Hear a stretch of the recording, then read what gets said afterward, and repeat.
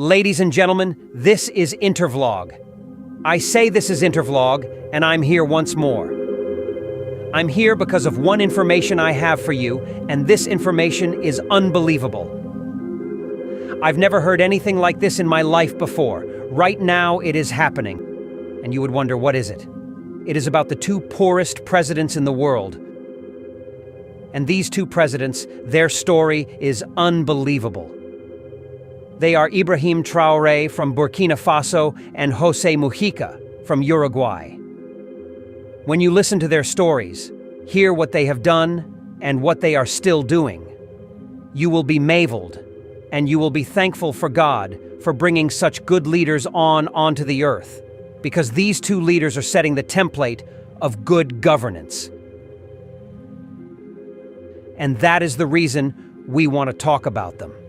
José Mujica was president of Uruguay from 2010 to 2015. But one special thing about him is he never thought about himself. Instead, he thought about the people he governed. As a president, he was to collect a $12,000 every month as salary. He looked at Uruguay and said, no, there is no way he can collect such big amount of money as a human being looking at the poor people in Uruguay suffering. That would be an injustice. He went to collect only $250. The rest money he gave it for charity every month the same. José Mujica, the world's poorest president. It's a common grumble that politicians' lifestyles are far removed from those of their electorate.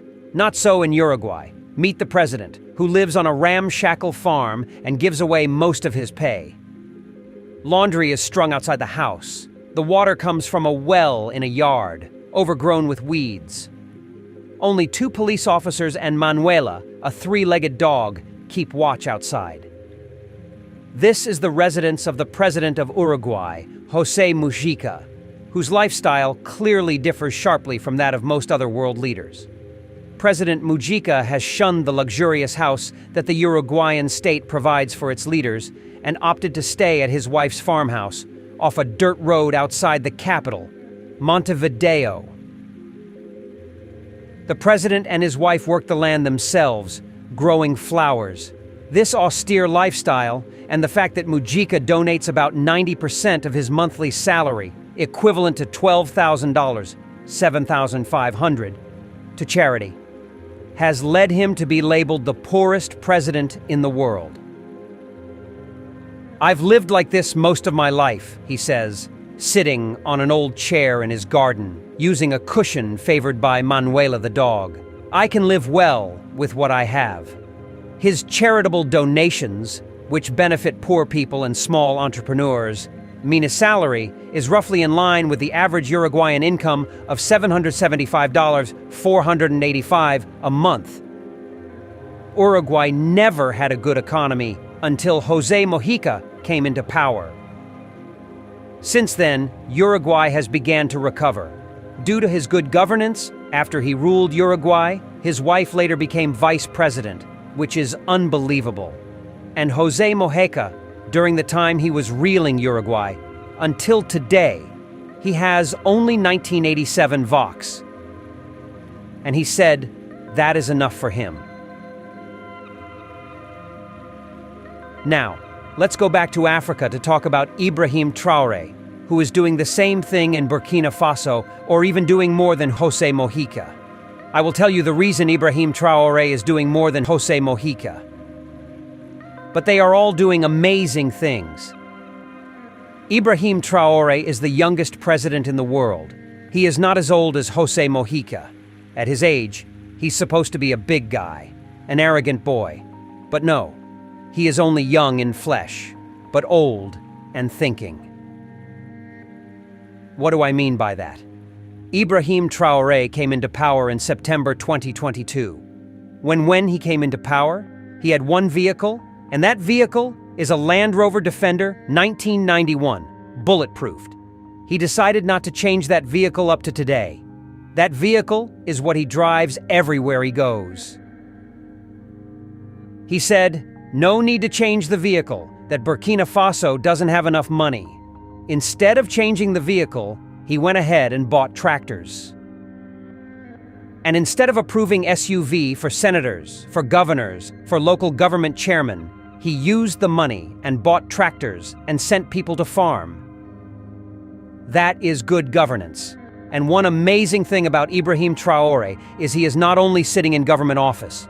In most of his time, he carries his own gun, AK-47 or pistol, by himself, and go to the war fronts by himself.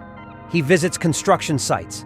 He visits poor people from one village to another with the Rover Defender 1991 model.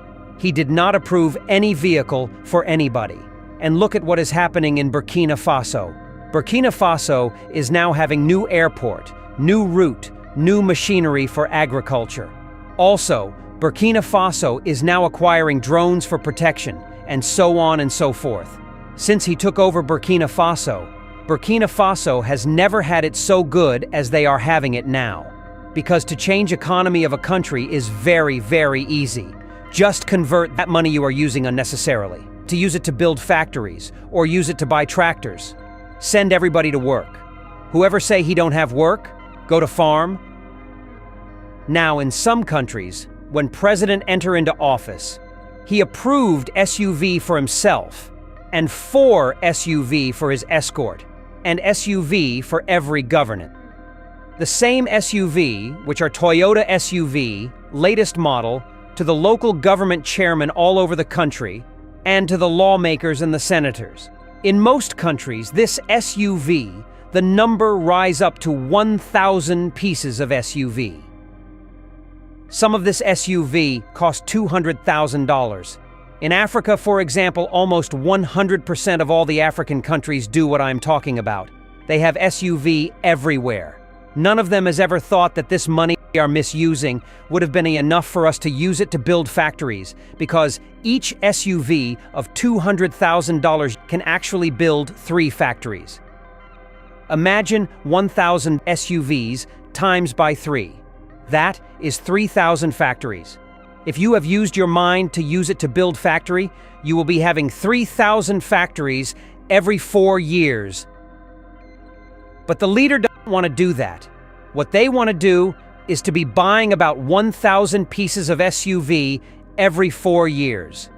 Because every 4 years, there will be a new election, a new leader will be elected, a new governor will be elected, a new local government chairman will be elected, and it continues like that. Instead of using the little money Africa has, they are actually spending the money in Japan, unnecessarily. After seeing what José Mujica did in Uruguay and what Ibrahim Traoré is doing in Burkina Faso, I began to thank God. Why? Because we needed a template. We needed a template to show people that good governance is possible and the good governance changes the economy of a country. Burkina Faso is supposed to be the poorest country in Africa. But look at what Burkina Faso is doing. Today, Burkina Faso is much better than countries that have petrol in Africa. Much better than a country that have so many mineral resources that Burkina Faso doesn't. Why? Because the little money in Burkina Faso has been converted into industrialization, into factories, into protection for everybody, not for few politicians who will gather and take the money to Asia to pack Toyota SUV and share it within themselves. And every 4 years, they do the same. There is no way a country will run like that and be better and be productive. And any country who continue to pack their money to go to Asia and buy Toyota SUV every 4 years, that country is running into disaster because the economy will always go down.